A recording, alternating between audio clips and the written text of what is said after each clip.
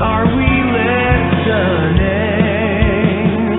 Well, you should hear it. It's encoded in these sound waves.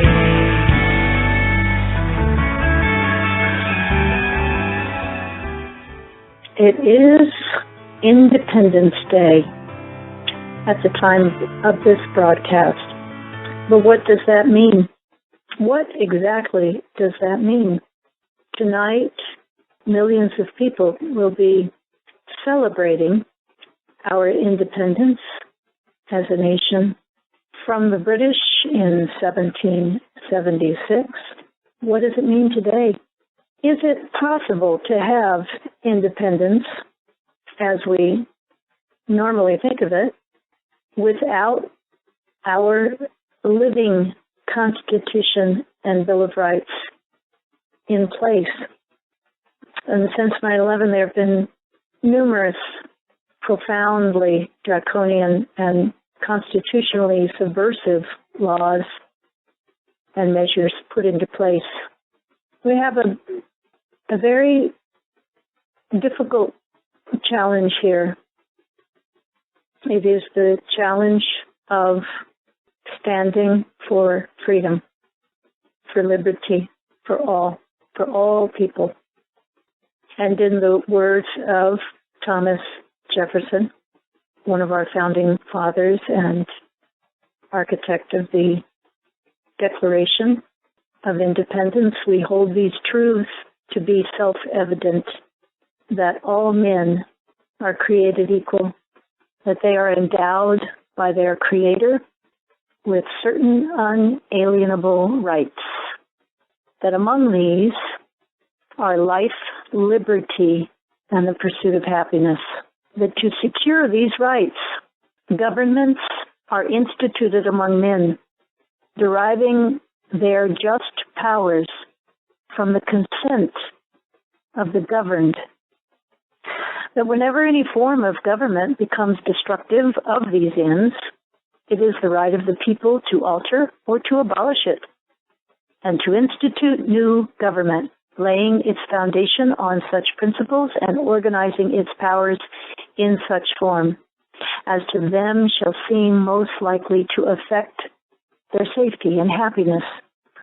Prudence indeed will dictate that governments long established should not be changed for light and transient causes, and accordingly all experience hath shown that mankind are more disposed to suffer, while evils are sufferable, than to right themselves by abolishing the forms to which they are accustomed. But when a long train of abuses and usurpations pursuing invariably the same object evinces a design to reduce them under absolute despotism, a design by design, war by design, false flags, draconian legislation. This is what by design means. To reduce them under absolute despotism, it is their right, it is their duty to throw off such government and to provide new guards for their future security. Such has been the patient sufferance of these colonies, and such is now the necessity which constrains them to alter their former systems of government. The history of the present King of Great Britain is a history of repeated injuries and usurpations, all having a direct object, indirect object, the establishment of an absolute tyranny over these states. To prove this, let the facts be submitted to a candid world, and it goes on. So please look it up. Well, how do we do this? That's a very challenging question, because certainly violence is not an option. It is absolutely not an option. It must be done through peaceful measures, but strong. And of course, those who return to violence are simply bringing the hot coals on the rest of us, because the might of these forces are in some ways seemingly limitless. The truth also is a power, and the voice of the people also is a power. And the human heart and conscience also is a power. And there are those within the inner circle of that which executes these measures, within the governing circles, within the intelligence apparatus, within the military apparatus. There are many with a conscience, and they do blow the whistle at times. We need these whistleblowers. They also may be doing things on the inside that we do not know of. Let us hope that this is the case. So I believe we have to have faith in human compassion, the human heart, the human conscience, and in the power of the truth. And that ultimately these powers will prevail over the most rudimentary power, which is brute force. These are more elevated and refined powers. And I think it is our duty to rise to those energies and implement them in our lives and tell the truth as we can and as we see fit, and take the actions that we continue to take as citizens of this nation and of the world, members of humanity, on behalf of the founding principles of this nation and humanity. But there is a road ahead. And my guest is one of those people. And he is read by millions around the world. He is our guest today, but I spoke with him last week and had a wonderful conversation, and a disturbing conversation about many things going on in the world today. Now, you would think that someone of this caliber would not speak about the issues that he speaks about. So I want you to listen very closely, because he is speaking. It takes tremendous courage to come from the circles that this individual comes from and speak openly and write openly as he does. He is telling the truth.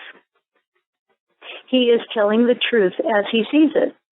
And if he doesn't have a full scope of that which is hidden, he speaks directly on the facts and where they may lead, and what questions we must ask, and what we must look at, and the implications of that. This is a man of tremendous courage and intellect. So my guest today is none other than Dr. Paul Craig Roberts. And Dr. Paul Craig Roberts was the Assistant Secretary of the Treasury for Economic Policy under President Reagan.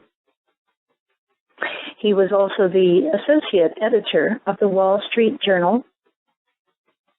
He was a columnist for Business Week, Scripps Howard News Service, and Creators Syndicate. He has had many university appointments. His internet columns have attracted a worldwide following. Robert's latest books are The Failure of Laissez, Faire, Capitalism and Economic Dissolution of the West, and How America Was Lost, and The Neoconservative Threat to the World Order. And all of these publications can be purchased on his site at www.paulcraigroberts.org. And so, without further ado, I'm going to go over to our conversation. Dr. Paul Craig Roberts.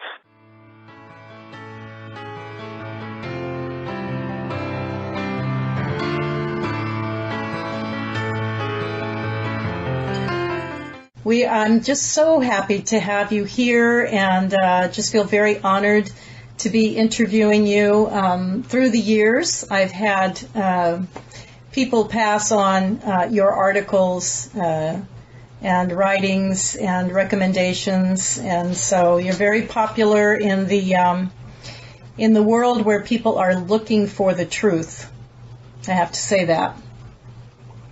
Well, thank you. Thank you very much. Yes, absolutely. And Dr. Roberts, we open the show generally with a moment of silence just for people to use as they see fit and just kind of tune in to some sort of vibration of hope for the future. So would you join me in that? Certainly. Okay.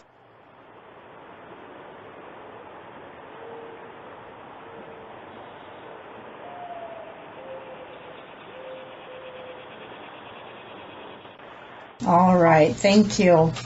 Okay, so, Doctor, I have to ask you, first of all, about Brexit and what is all of that really about? Do you think it's going to be sustained? What Brexit is about is that the British people, or majority of those who voted, understand that their country is being submerged into a political entity over which they have no control whatsoever, no input. They understand that it's difficult enough for them to have any input with the British Parliament, even though they elect members.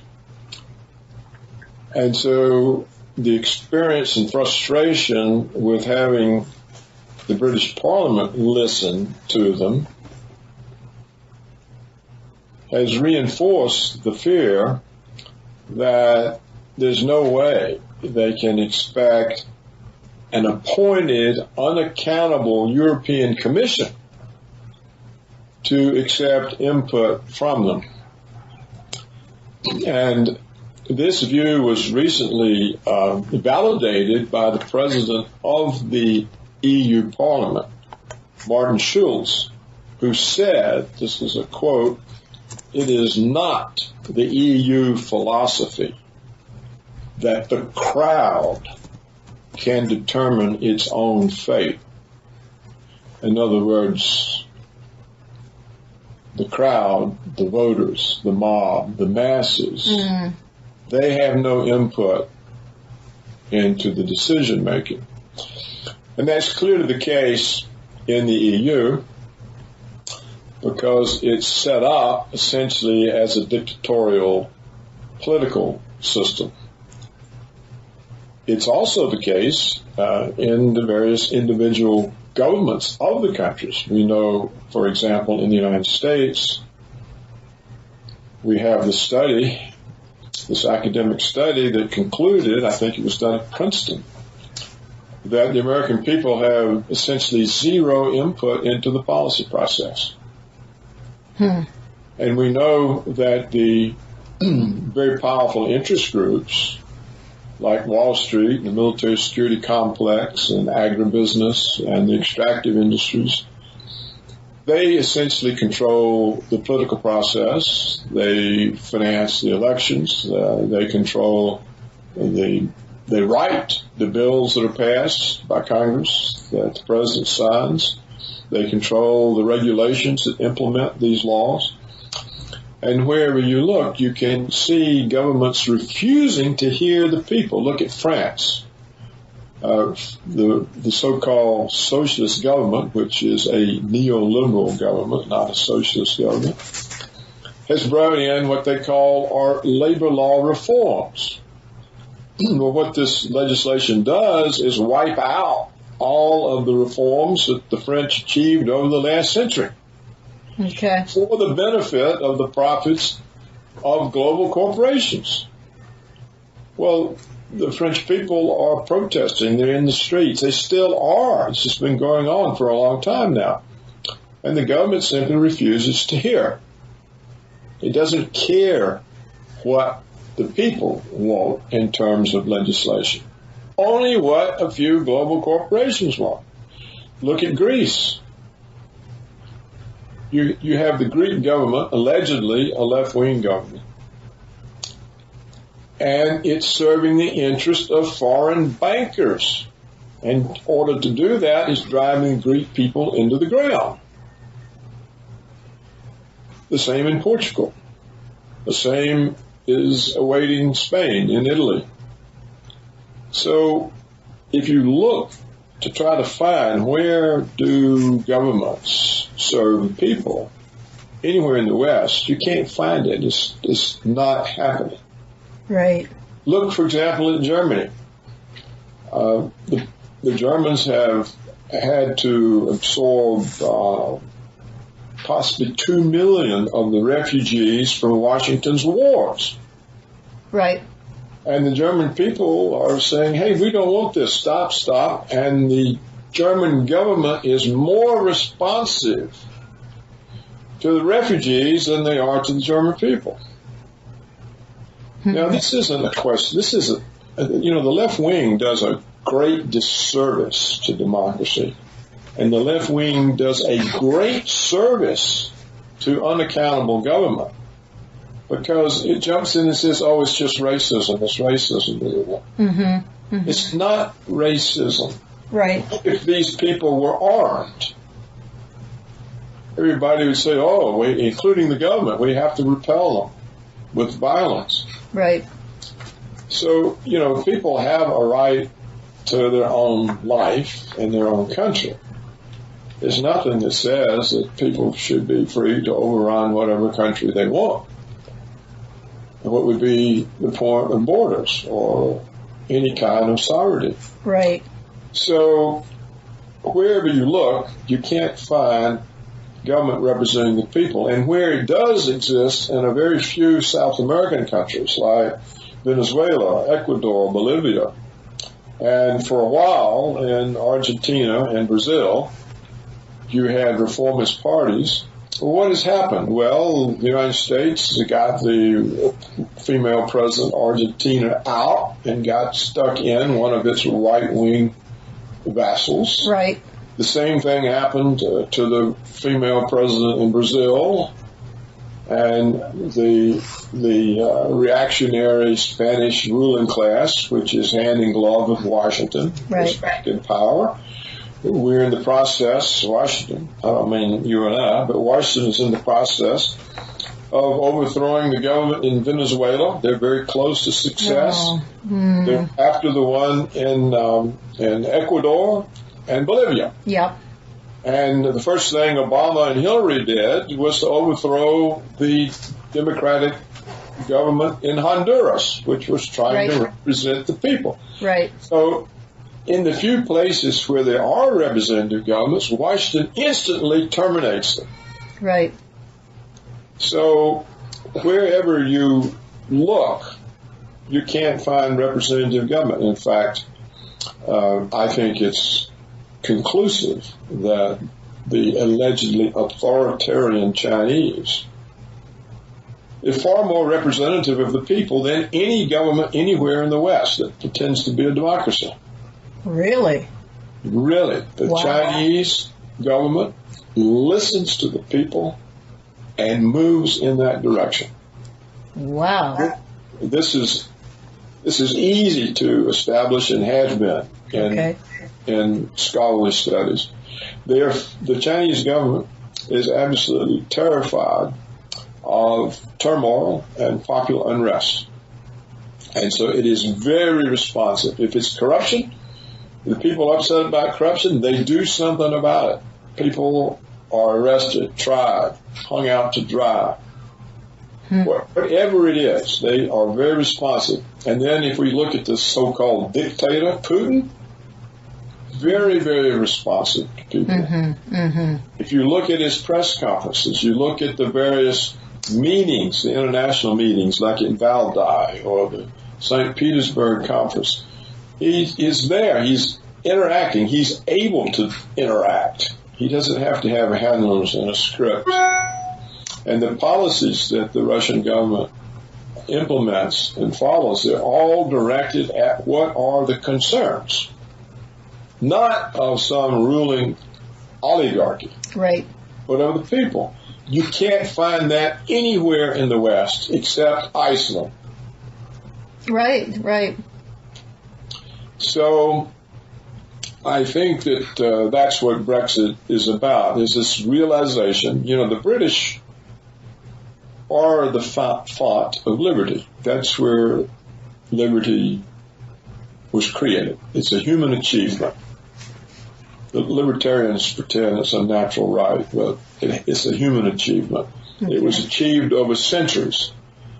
May have started in the 9th century with Alfred the Great's codification of common law. He said, the law is not my edicts, it's the behavior and customs of the people. And then you had the Magna Carta. And people say, oh, well, that was just for the rich. Yes, but it's the beginning. It's a beginning. Yeah. And from there, you get down to the Glorious Revolution, 1680, the principles established. The king is subject to law. He's not above the law. He doesn't issue law. He is subject to law. It's his government that makes the law. Parliament makes the law. Parliament is accountable to the people. And so law ceases to be a weapon in the hands of the state and becomes a shield of the people. Well, this is where liberty came from. It was given to us because we were a British colony. It's reflected in the Constitution and the Bill of Rights. These are the reflections of the British achievements over centuries. Well, we've lost all of that in the name of the War on Terror. Habeas corpus is gone, due process is gone, privacy is gone. We can be stopped, arrested, searched, confiscated in the streets without warrants. They can come into your home without warrants. All of this stuff was stopped centuries ago by the British.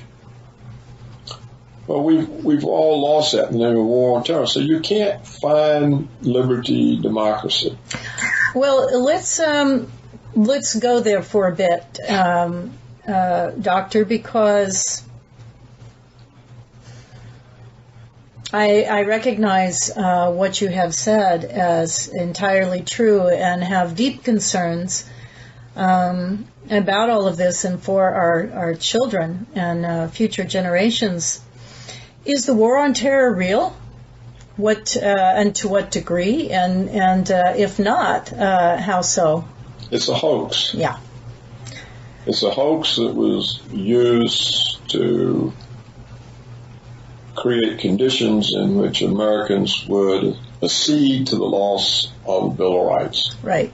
And that Congress would accept legislation already on the shelf that makes the executive branch above the law. Right.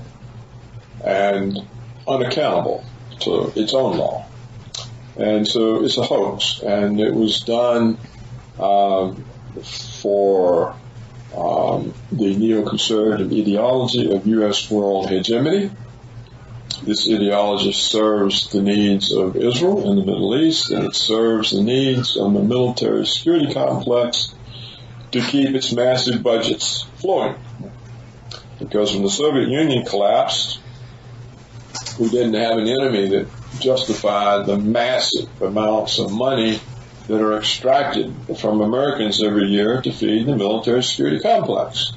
So they created the Muslim threat, right, the war on terror. So that let them clear out Israeli opponents in the Middle East, or barriers to Israeli turning Palestine into a ghetto, which is what they've done. It gave impetus to military spending again, to new weapon systems. It became a testing ground for the most vicious kinds of weapon systems. And then they found that the Muslim threat really wasn't big enough to justify the kind of military spending they wanted, so they have recreated the Russian threat. This is what the coup in Ukraine was about, is to create a more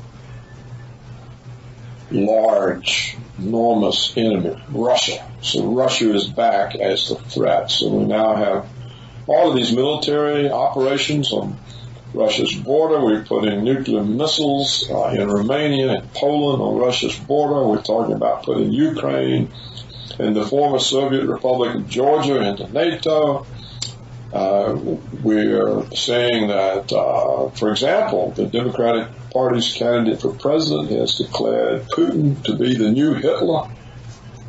So we are creating the momentum for conflict with Russia. We are forcing the EU into this conflict. That's the purpose of NATO.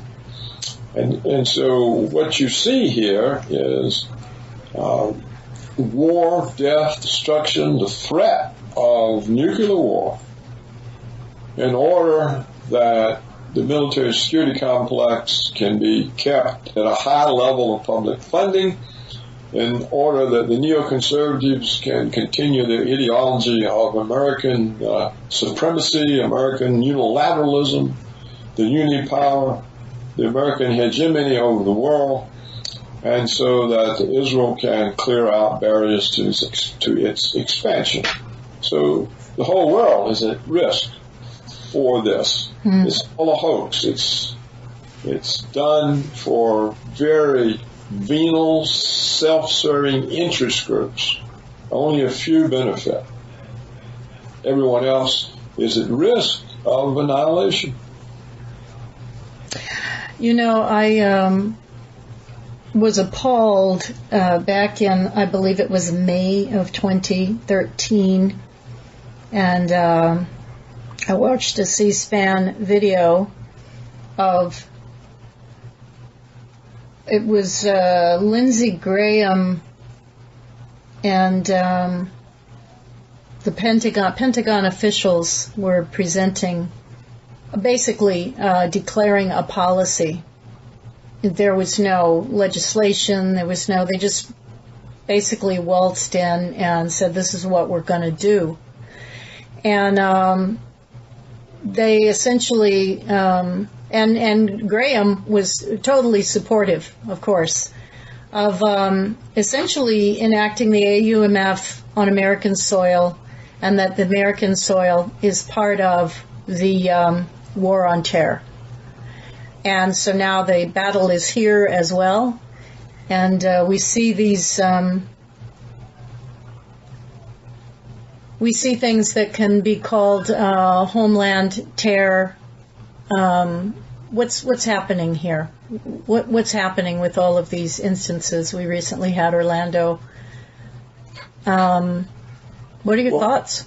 Well, what's happening, Pam, is that they are going to shut down dissent.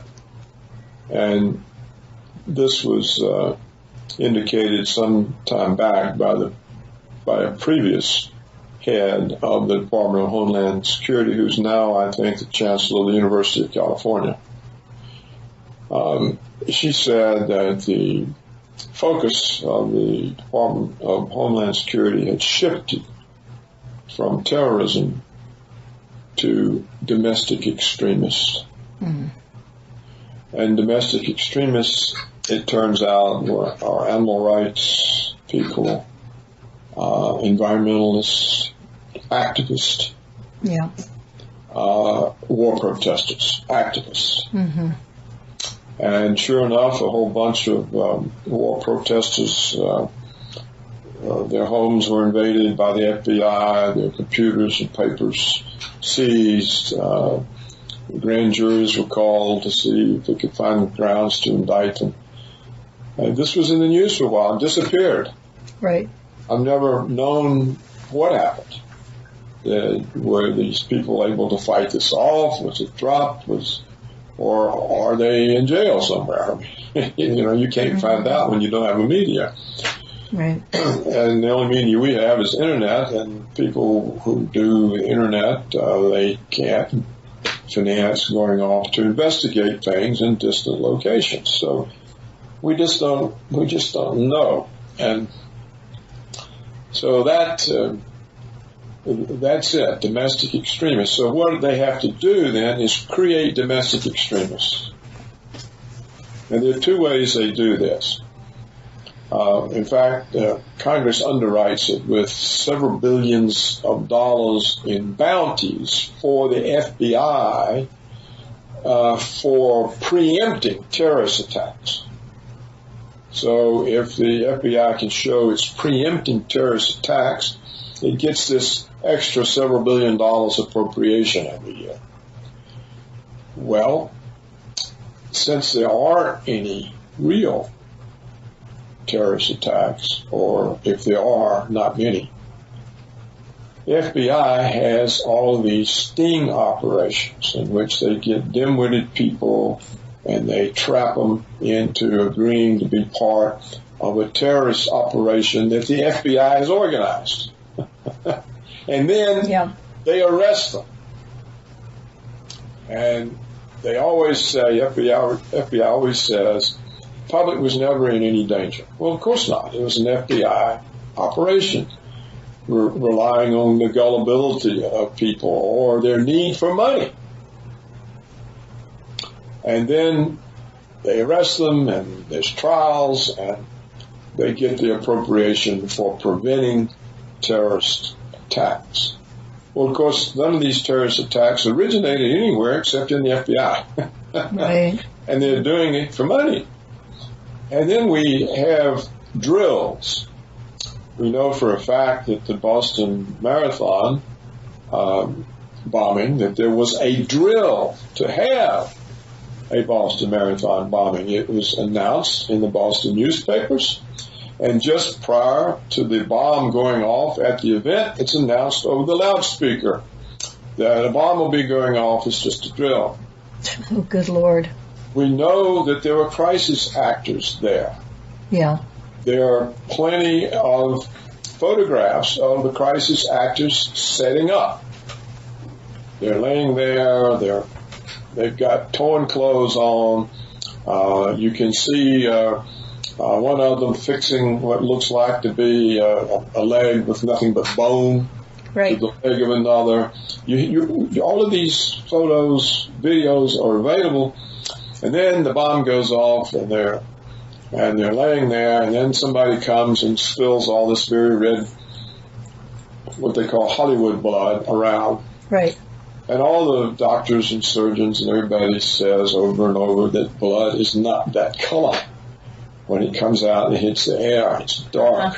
And you can see these are crisis actors, and you can see the way they are treated and carried off is not a professional way. For example, one of the people who allegedly had his leg blown off is shown sitting up in a wheelchair, the leg down. Well, of course, he would already be dead from the loss of blood. Right. But certainly to be moved in this way. Yeah. And so it's a drill. I don't think the crisis actors necessarily know it's going to be turned by the government into a real event or a pretend real event. They're there participating in a drill. I have a relative who plays the role of medic in these things. And he says it's very easy to make it look real, and that's what they're there for, but it's a drill. Now, he wasn't at Boston Marathon, but he understands how this process works. But do you think that, it seems like something we need is crisis actor whistleblowers. I think there probably have been a few, but it doesn't do any good. Look, whistleblowers, they're protected by federal law, but they're not. Look at what happens to every whistleblower. They get prosecuted on national security grounds and sent to prison, like Kiriak. Or you got Julian Assange locked up in an embassy in London because the British, on our orders, won't allow his political asylum that Ecuador granted. You got Snowden hiding out in Russia. Mm-hmm. Bradley Manning. He's in prison for God knows how long, or she, whatever it is now. Yeah. And what this person allegedly did, we've all probably seen the video that he released. Yep. of the Americans slaughtering journalists, fathers with babies, pretending they were terrorists. Well, everybody can see this is a massive crime. Nothing happened to the people who murdered all those people, but the guy who revealed it goes off to prison for the rest of his life. Yeah. Her life, or whatever. Yes. So, you know, whistleblowers, or look at 9/11, for example. We have 119 policemen, firemen, first responders, British building maintenance people who are all in the two towers. They say, look, there was a series of explosions. We heard it. Bam, bam, bam, bam, bam, bam, bam. You can watch them on TV explaining this. You have the chief maintenance people saying, look, we were down in the sub-basements. The first explosions happened in the sub-basements before the airplanes hit the buildings. Right. These are people who are on the scene. They're whistleblowers. It doesn't do any good. I'm absolutely convinced that Dick Cheney could stand up today and say, I planned this and pull it off. Look at you fools. And everybody would simply say, oh, he's just senile. He's gotten old. God, that's an awful thought. It doesn't work. There've been whistleblowers who are ambassadors. And, you know, the British have some. It doesn't do any good. The story is set, and it's ready the minute the event occurs.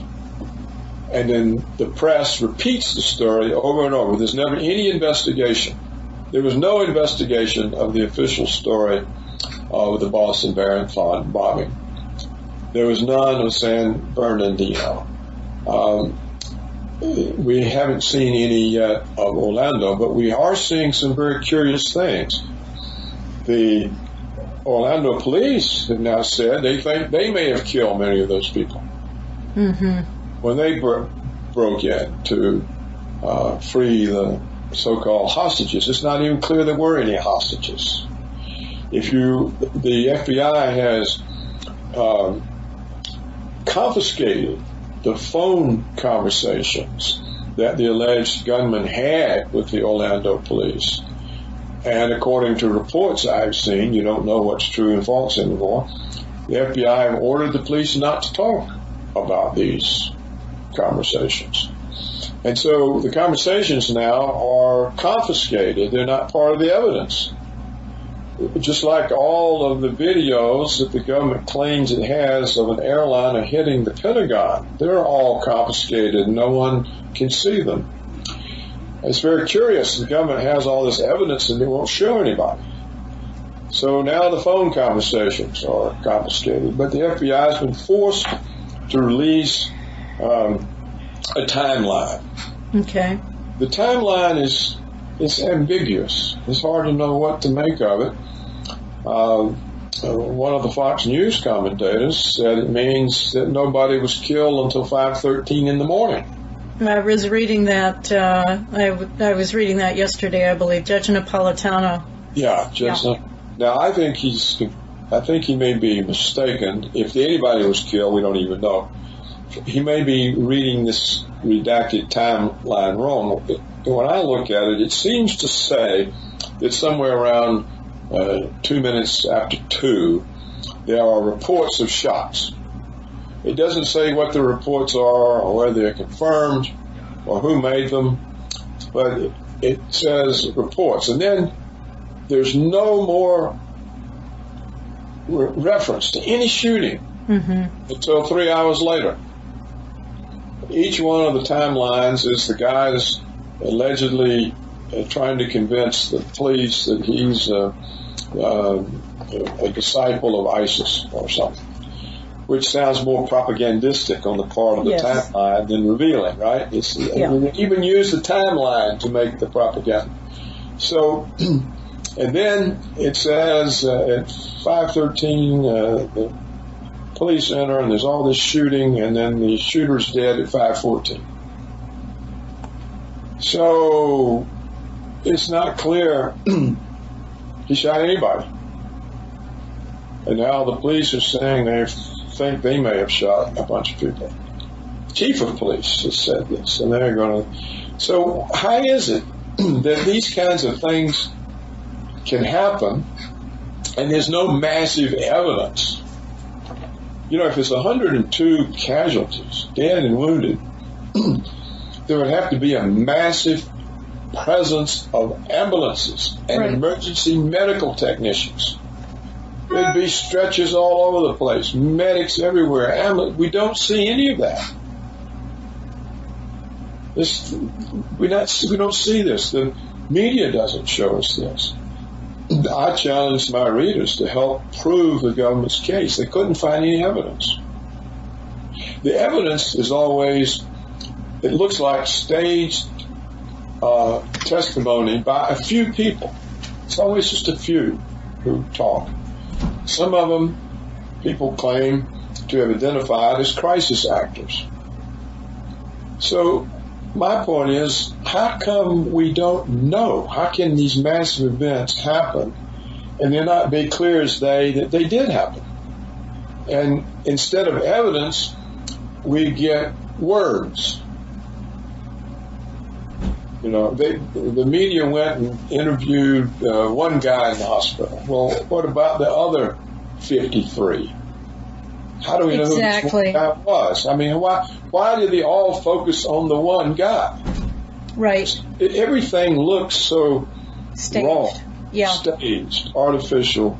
Yeah. So to get back, this is a long answer to your question, but I'm winding it down. No, it's very important. The point that I'm making is that I think these events are staged to reinforce the notion that we are under threat at home. Right. And therefore, it may not just be from terrorists or Muslims. There may be domestic extremists. Mm-hmm. Now, it's easier to get the people to accept it up front if it's a Muslim. Right. Because that's already prepared. But I think the next ones, it's not going to be a Muslim. And of course, this pleases a lot of interest groups. It pleases the gun control lobby. Right. They're going to say all this is true because it helps them advance their agenda. And let me ask you a question here, because first let me preface it with this. My background actually is from the left. I was lifelong, dyed-in-the-wool Democrat, always voted Democrat. I always felt like the Democratic Party, and naively so, I suppose, was for the people, and had my rude awakening in 06, actually, when we had that magic majority, and all of a sudden you saw them all come out and say torture's off the table. We're not going to have any justice there.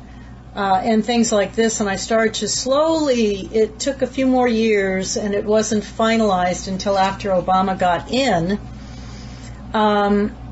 So, you know, I've never come from this perspective of strong Second Amendment or anything like that. But now I see, Doctor, that if you want to have a dictatorship, if you want to have total iron fist rule of the people and squash dissent, then eliminating their, getting rid of their arms is part of that. So it seems to me like part of the motivation here is to disarm the people. Is that your view?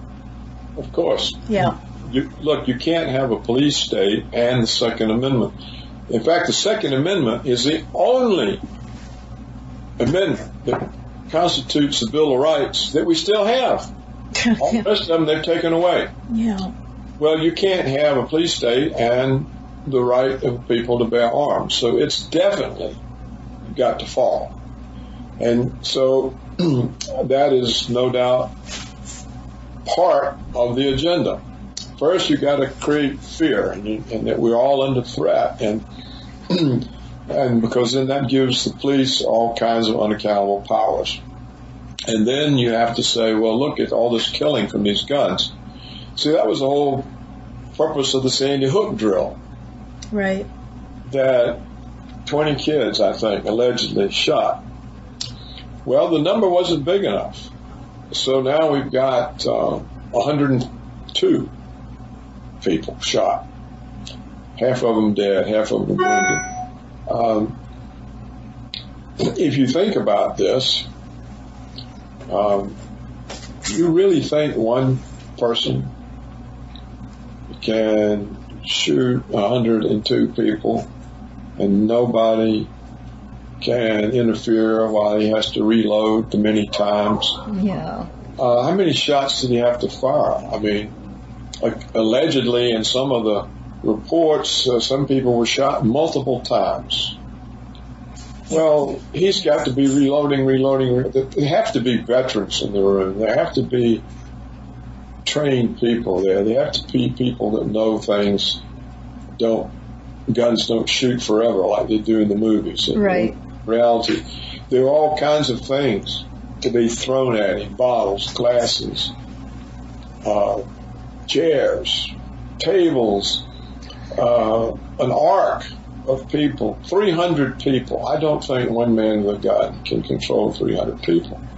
So the whole thing is far-fetched, and the accounts are so conflicting. So it does look like, though, they're going now for numbers of dead, as it's to increase the horror and the fear of guns. Now, in your view, is this a mixture of they are, and I'm going to call it assassination because if it's state-sponsored terror, then that's essentially what it is. I think that's a more appropriate word. If they're assassinating some people and then others are crisis actors, is that your assessment generally? That could be. We just don't know. We just don't know. So I don't think anybody died at Boston Marathon. Okay. I think Sandy Hook was a drill. Okay. There are a lot of serious people who spent huge amounts of time studying Sandy Hook.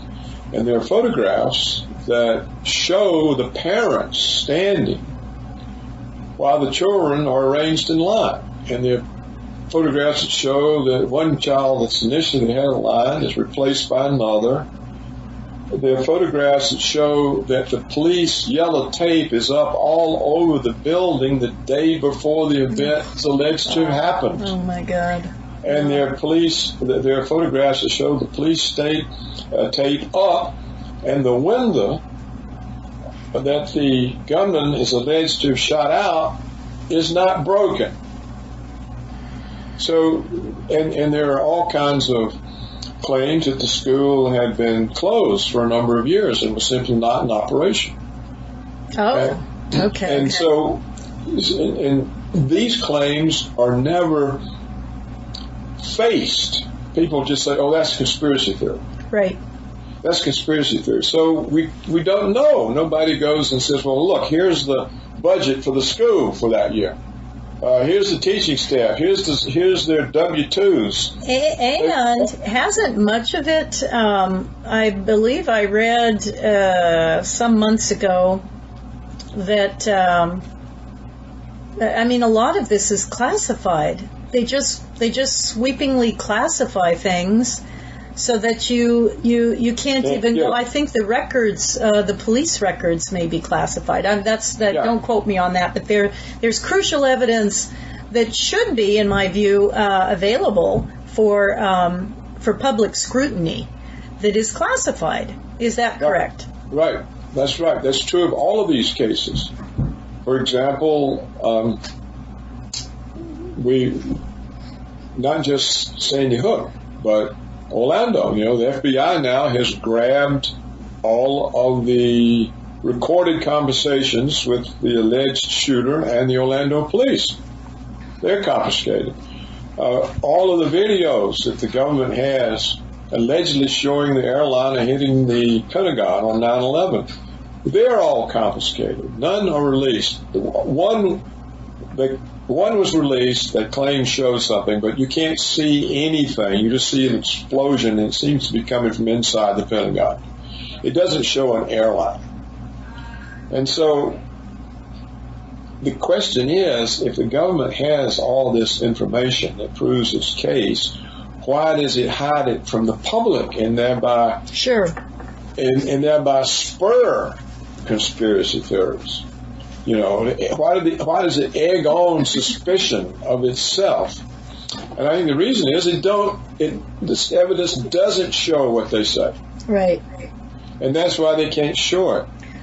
Well, only evidence. Let's go to San Bernardino. The only evidence that I saw of any dead people were the two alleged perpetrators.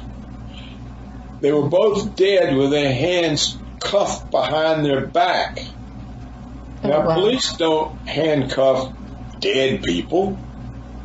Oh, God. It looks like they were executed.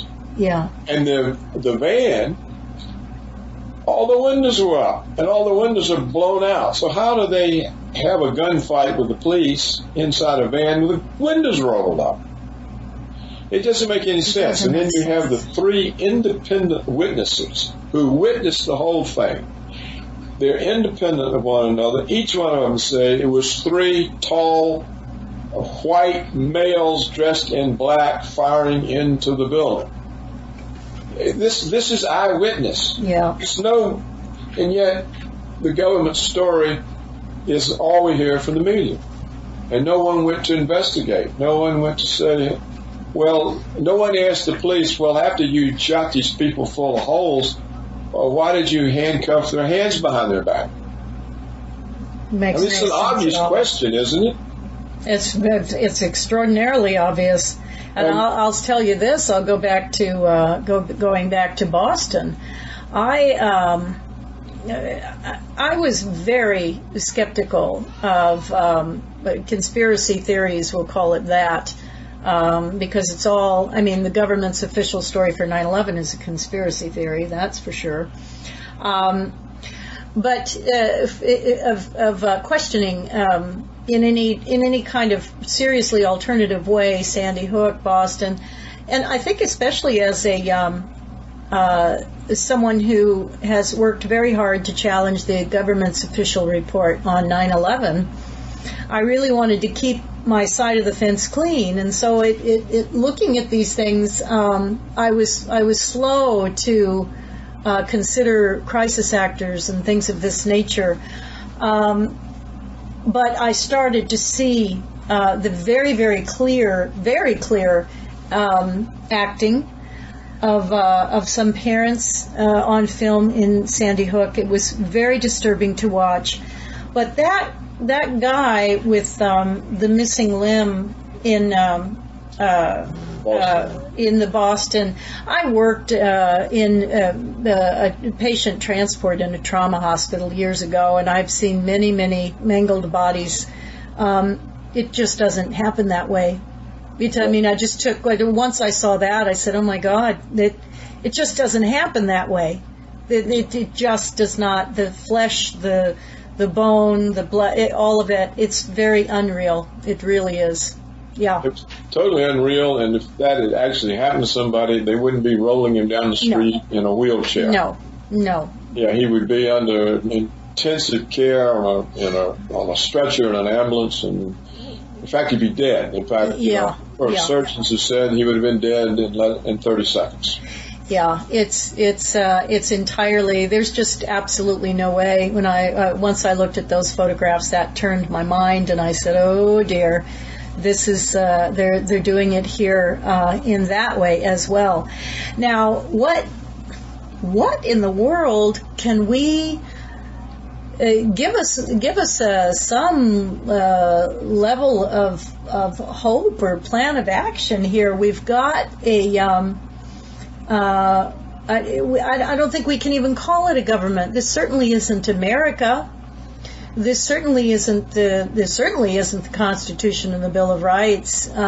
We have something else running our country. There's been a coup There's been a coup, and they're quite brutal and ruthless, and they masquerade as the left, and they masquerade as the right, and they have this play going on for the people that are still buying into it.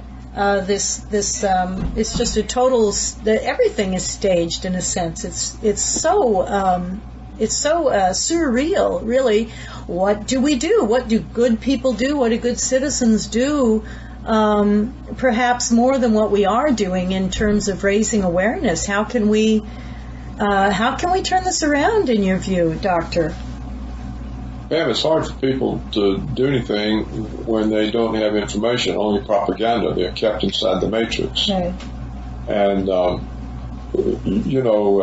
President Eisenhower warned us, 60 years ago, or 50 or 60 years ago, in his last public address about the military-industrial complex. He said it was a serious threat to democracy. He said, all previous wars, when the war terminated, we demobilized, we wound down the military budget and all that, but because of the Soviet threat, we've kept it going. And so now, he said, that we have this powerful vested interest, and it's encroaching onto the government, and it's making decisions. And just go read, go listen to it. It's available online, his last address. And so he's telling people then, be aware. But what they used, they being whoever these people who control the government, they used the Soviet threat for fear. So that people said, we got to have this big defense. And so, the Soviet threat was largely manufactured. If you look back at it, at the time I fell for it. But if you look back at it, you can see it was largely a manufactured threat to keep the military funding going, and as a way of controlling dissent, and the way of blocking the Democrats from putting real reformers as a presidential candidate. Look at the ones who tried, like McGovern and the others, you see. They just get mowed down because, they're communists. What was the favorite phrase? Pinko liberal commie.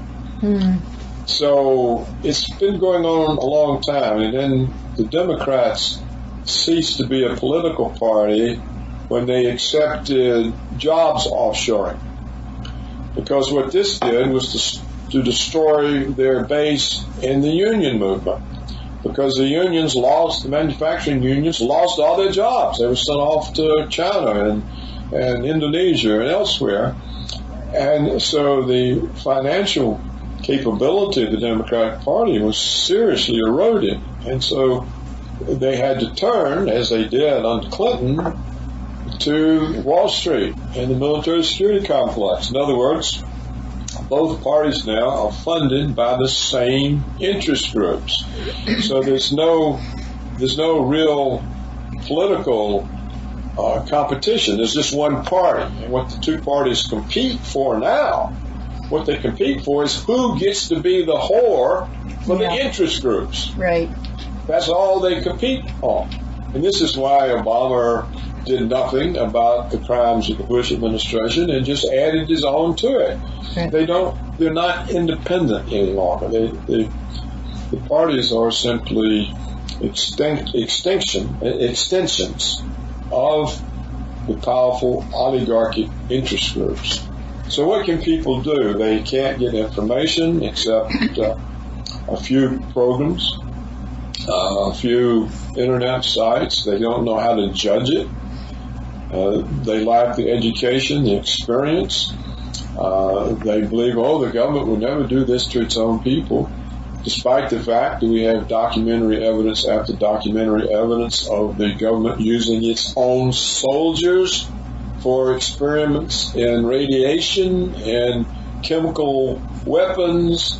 All kinds of people have been seriously damaged and killed by the government experimenting on American troops. We have the case of the use of black people for syphilis tests. That's right. The government always uses its own people. It always has. And yet people say, oh, it wouldn't do this to its own people. Well, it just shows they don't know anything. They're not taught. So it's not a strong position to recover from. But I can see some hope. I think we mentioned already, in that Sanders got a lot of support. Trump won the Republican nomination over the objection of the Republican Party. Now, this isn't a question that either Sanders or Trump are ideal or going to save us. What it shows is that people, or enough of them, have realized that the political parties have sold them out and don't represent them, and that there's no hope whatsoever from electing an official Democrat or Republican, but there might be some hope from an outsider. Right. Particularly if the establishments of the parties are against them. Now, so that's a promising development. Let me give you a few more promising developments. There are two other promising developments. One is the British vote on leaving, because this shows that the British are wising up, that they're losing their sovereignty, and if they're able to actually get out, then I think they're going to be followed by other countries, because the EU does not serve any of the people of Europe. It serves the 1%, the global corporations, and it's a authoritarian, dictatorial political mechanism. And so if other countries leave, then it starts unraveling, and it will spread into NATO. And if NATO unravels, the United States will not be able to force Europe into conflict with Russia. The United States will lose all its forward bases for war with Russia, and we will avoid World War III. In other words, the empire will unravel, and that's why Obama went to London and told Cameron before the Brexit vote, you may not leave. And that's why Kerry went after the vote and repeated the message. I don't think Washington will let them leave. And there are many ways, as Kerry himself said the other day, to undo the vote. Oh, boy. So, but if it happens, then you will see the empire can't continue in its assertion of unilateralism, of hegemony. And the other hopeful thing is the economy is a house of cards. The Federal Reserve has got every market manipulated. There's no reality anywhere. This house of cards has stood a lot longer than I thought possible. But it can't stand forever, and when it collapses, there is going to be immense hardship. At that time, people may suffer enough that they actually have to have a revolution. So, what is the hope? We see some people waking up in England here, and we see crisis, both in foreign policy and economic policy, that could totally discredit all ruling elites. In which case, we can get change. Now, the difficulty will be getting proper change, the right change. And this requires people having some idea, and that's why you're important and I'm important. We're trying to give them some grasp of the reality. So if an opportunity arises to make change, you'll have some idea of what to do. Okay. That's my spiel. Oh, well, thank you. Thank you very much. It's in some small way comforting to know that we're doing just what we need to be doing right now. We're giving information. We're being channels for information that people need. And I have seen through the course of the past several years people waking up more and more. People waking up more and more, so that people who question 9/11, for instance, are not quite so marginalized as they once were. I think, by more and more people. I certainly saw that on both treks. But you mentioned Trump, and I acknowledge that he does appear to be a genuine maverick, or somebody, you know, who's coming out from left field or right field or whatever. But he is. My concern is that he is surrounding himself with, and I certainly don't agree with a number of, you know, what things that he's promoting. However, he appears to be genuine, and that's a good thing, because so many are just bought and sold, and we know Clinton is bought and sold. Right. And she also does a lot of the buying, I believe, and selling or whatever. But Trump is surrounding himself with people, it seems, that from the Bush administration who certainly were part of supporting that cabal. I mean, Jeff Sessions is one. I just saw a report of who he's thinking as a running mate. Chris Christie. I've seen conflicting reports about Newt Gingrich. It seemed he dissed him at first, and now maybe considering him as a VP. What are your thoughts about that? Let me address this. First of all, we don't know if any of this is true or whether it's efforts to demoralize Trump supporters. Okay. Second, it wouldn't surprise me if it is true, but it won't be Trump surrounding himself with these people. It would be these people surrounding Trump. Gotcha. And that, of course, is the danger. It's almost impossible for a president to bring changes unless he is thrown up by a movement that has been struggling to gain power, and that the person who's thrown up as the candidate knows the people in the movement that can be relied on to help him bring the change. Because if he can't get those people into the government, he can't do anything. He's a captive. People don't understand that government is run by assistant secretaries. The assistant secretaries in the departments control the information flows. They control all policy input. If a president doesn't know those kinds of people and can get them confirmed by the Senate in office, it's not his government. It's the government of who appoints them. And this is what the people have to understand. So I think that what pretends to be a left wing in America, right now all they can do is, Trump, he's going to hate the immigrants, and he's going to be against the homosexuals, or whatever. The kinds of things they worry about are not what's really important. They should be worrying about whether they're going to be here tomorrow. Yeah.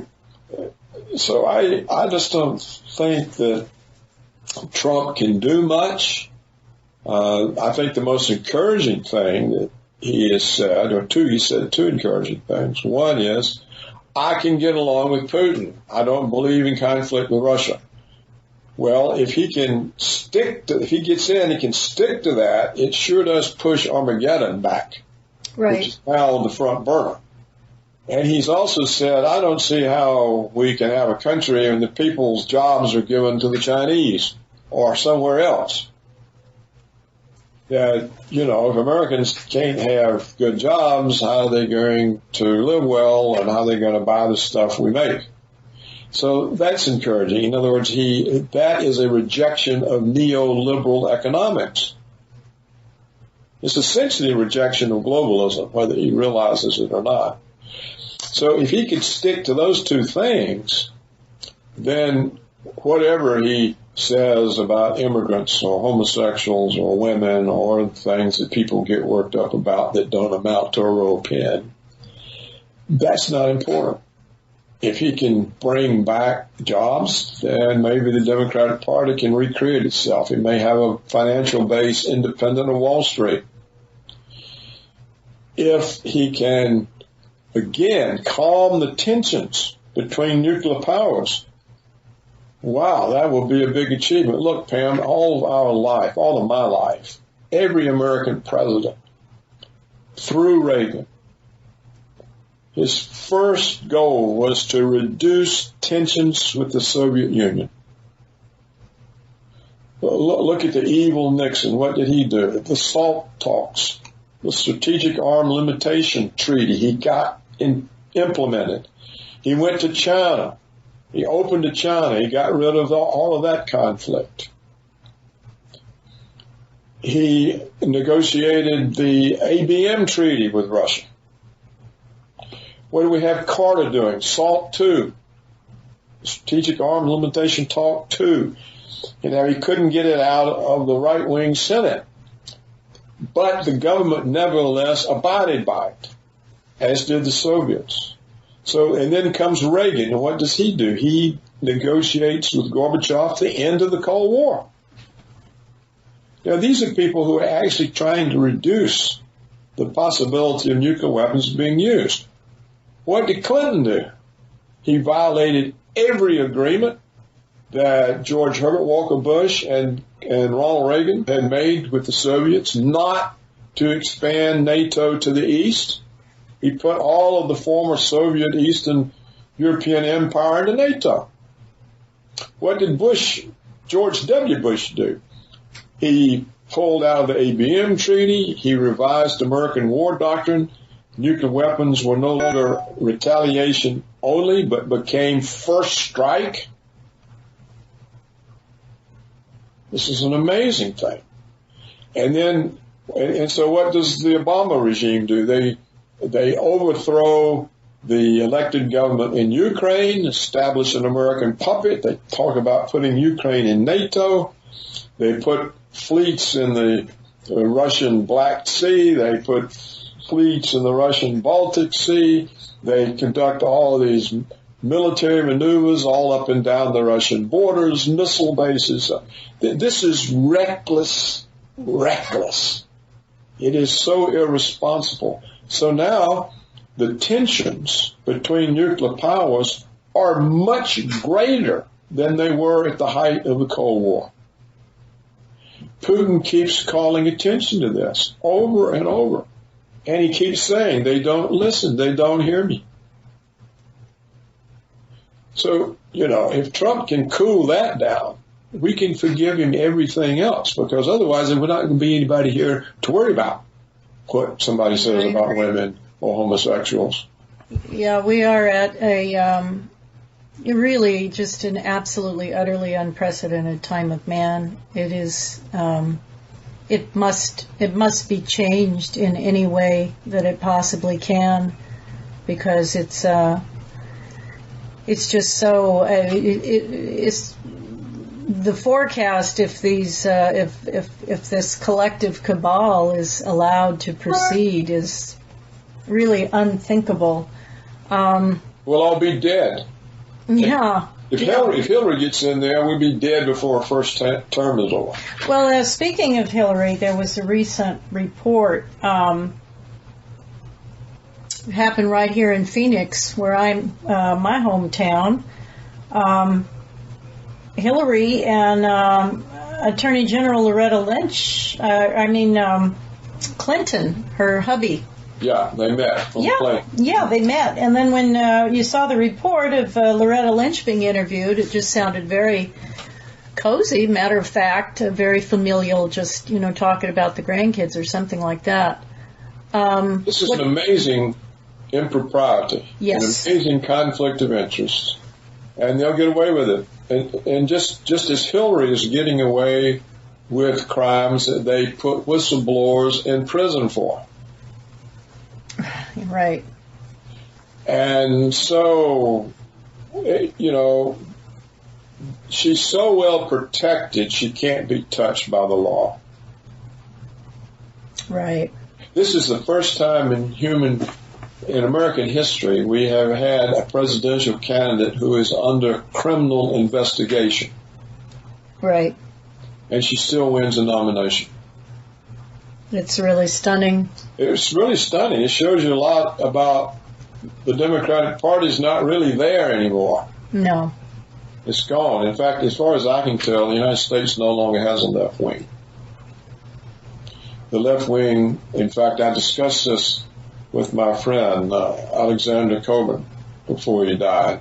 And I said, Alex, how come the West is so feeble?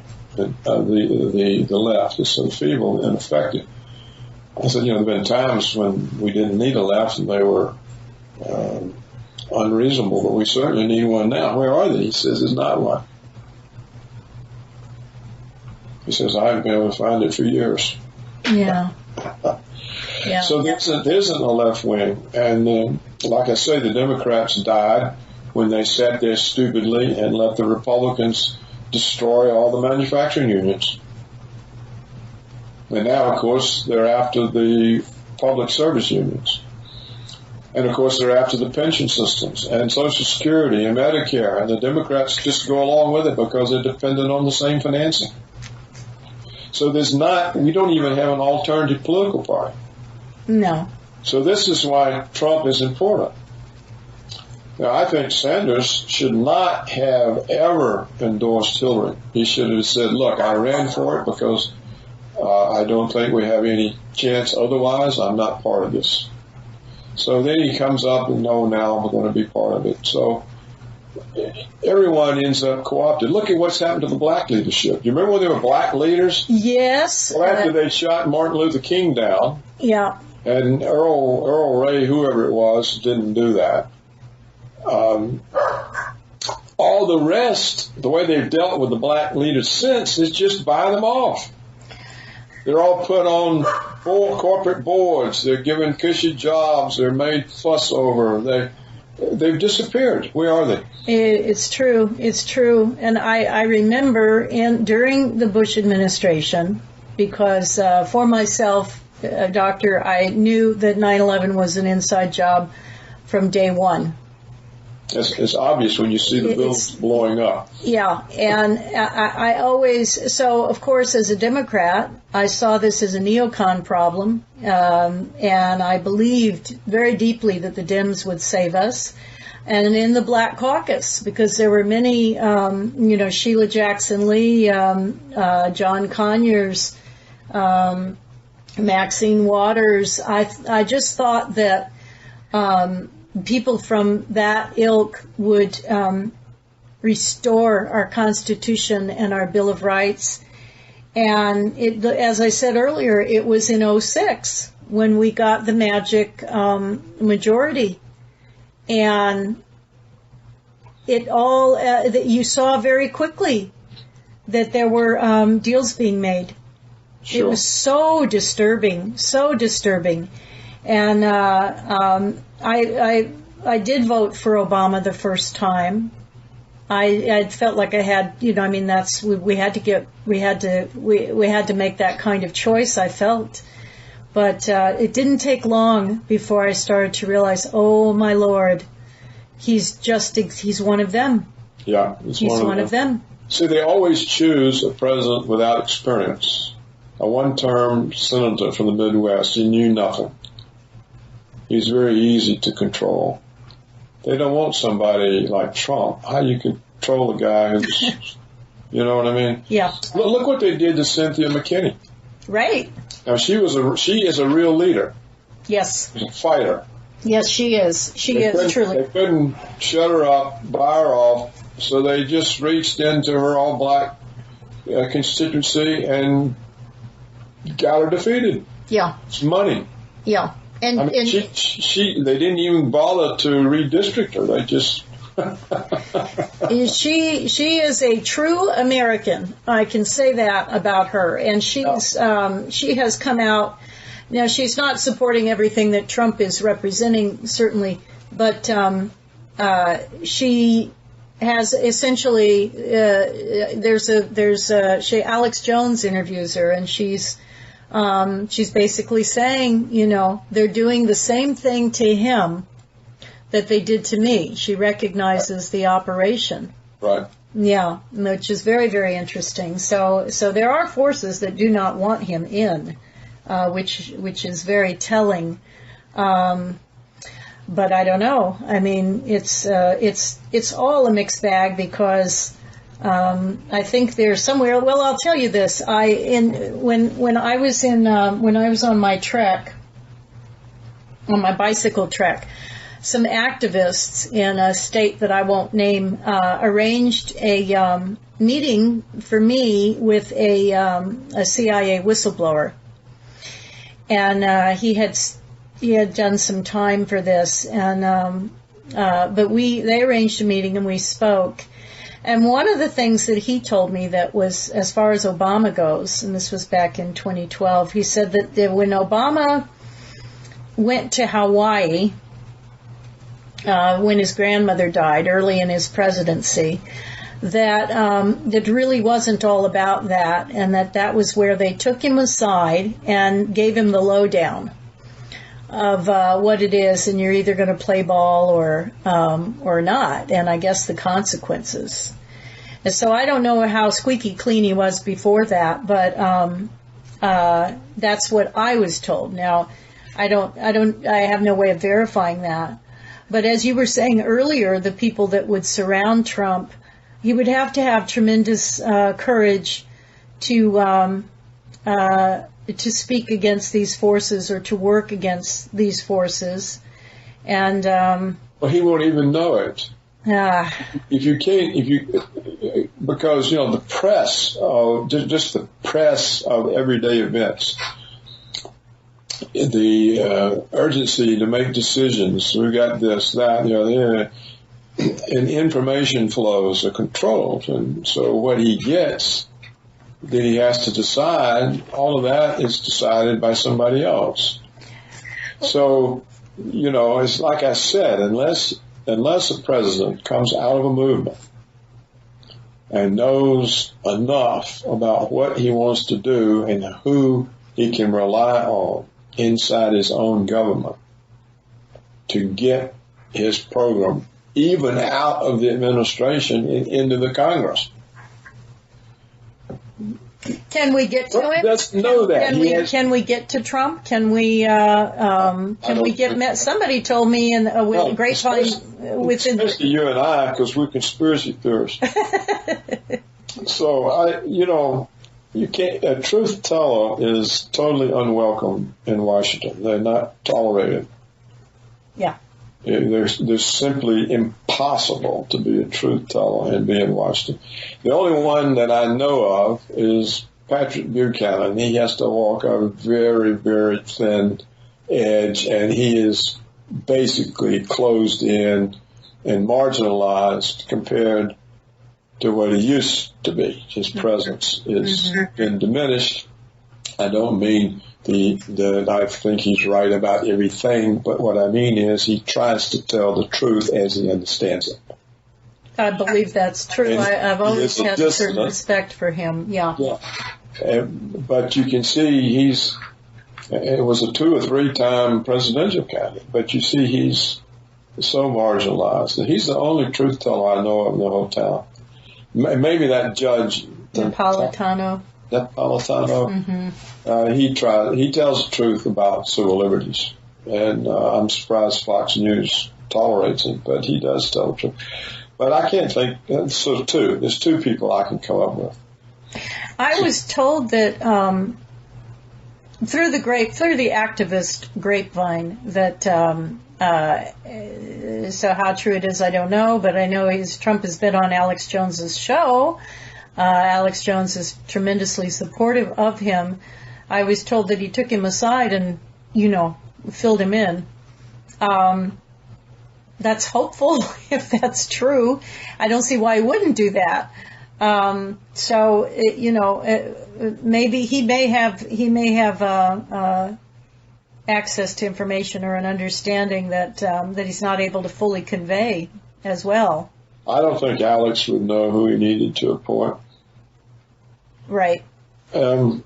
without a movement, you can't really have much change. Now, Reagan had a little bit of a movement. So he had a few people. He was able to stop the stagflation, and he was able to end the Cold War. But these were knockdown, drag-out fights within his own government. For example, the CIA didn't want the Cold War to end because of its power and budget. And certainly the military security complex didn't. And that means all of the senators that have military security complex in their states. The conservatives did not trust, conservative people, conservative magazines did not trust Reagan negotiating with the Soviets.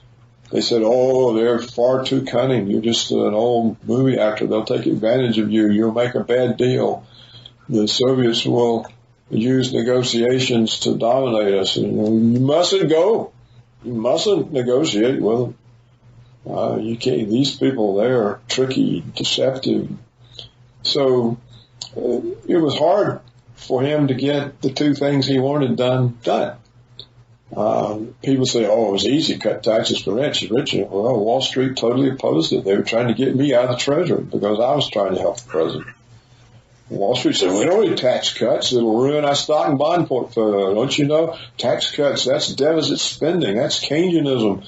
Inflation will go up, and the bond market will collapse, and the stocks will go down, and you'll ruin us. And I had to listen to stuff the whole time I was in the Treasury. There wasn't anybody supporting those tax cuts for the rich, as they were called, and people had no idea what they're talking about.